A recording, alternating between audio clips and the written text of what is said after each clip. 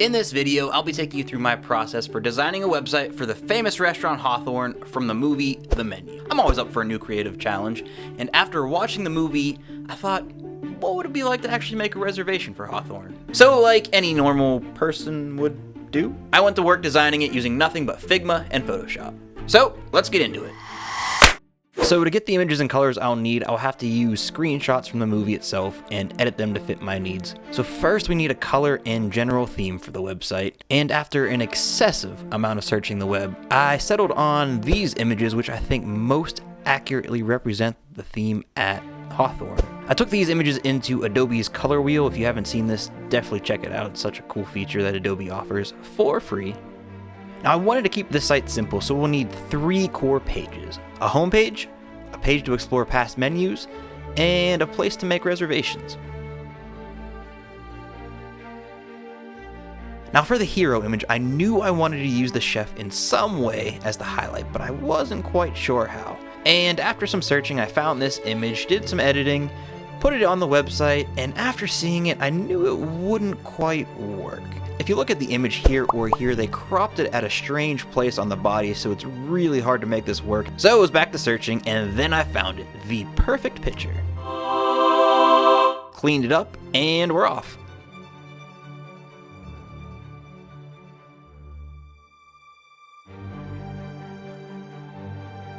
Now next up, I wanted to match my fonts as closely to the movie poster as I possibly could, which was actually way easier than I thought.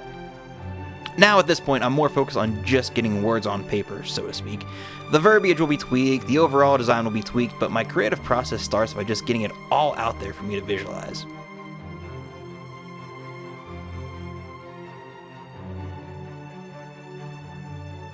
This section was still looking a little flat to me, so I wanted to add some texture.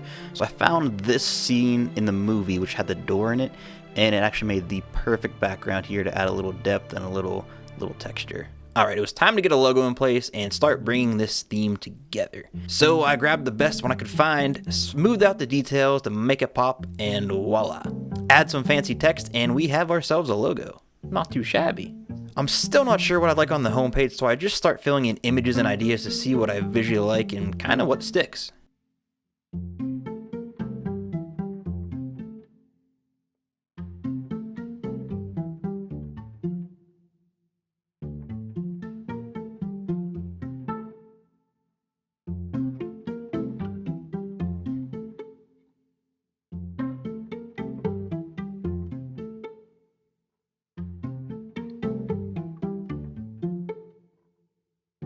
On the homepage, I wanted a note written by Chef himself.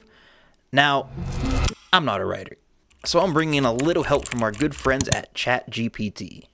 And after experimenting with a few prompts, I think I nailed it. Alright, that's looking pretty good. Now moving on to the footer. Now the best way to make these is with a universal component, but today we're just gonna kind of put it together and duplicate it.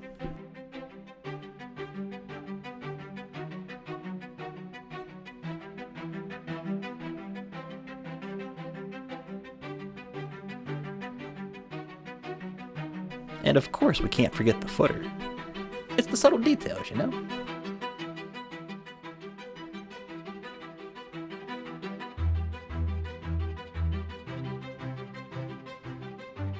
Now that we have our core theme design, let's duplicate it for our other pages and keep on going. Next up, I'll work on the reservation page.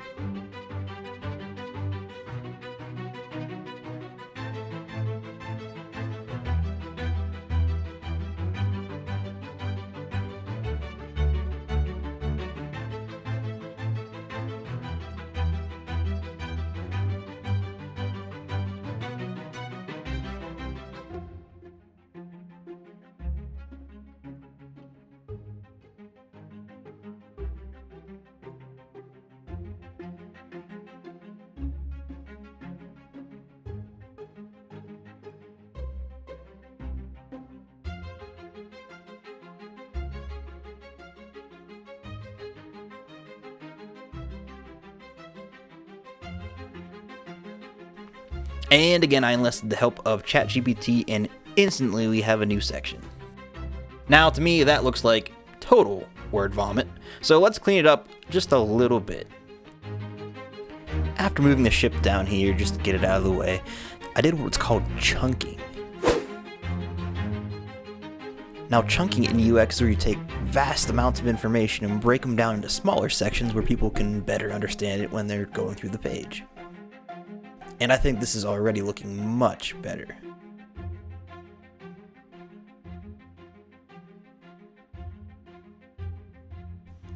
I went ahead and duplicated these pages for each part of the process you'd go through when making the reservation.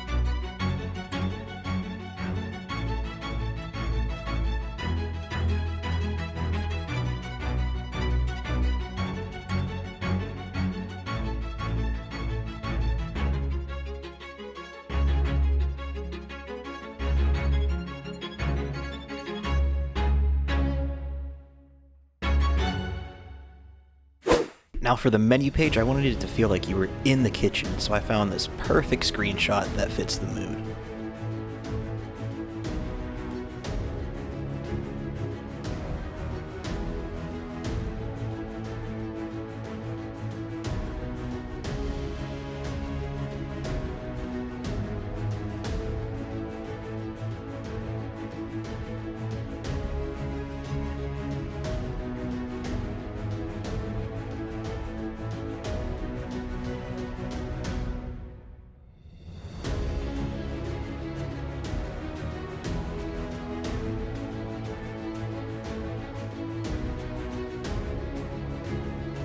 And of course, we can't forget about putting a review on the menu page.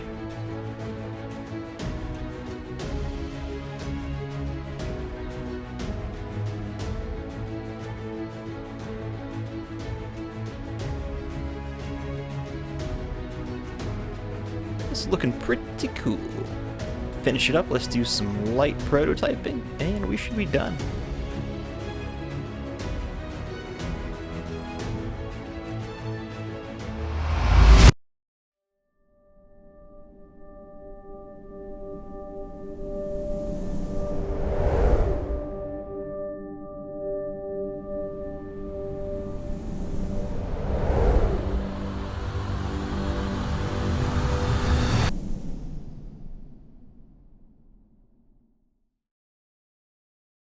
Now, if you want to play around with the prototype yourself, I'll make sure to leave a link in the description.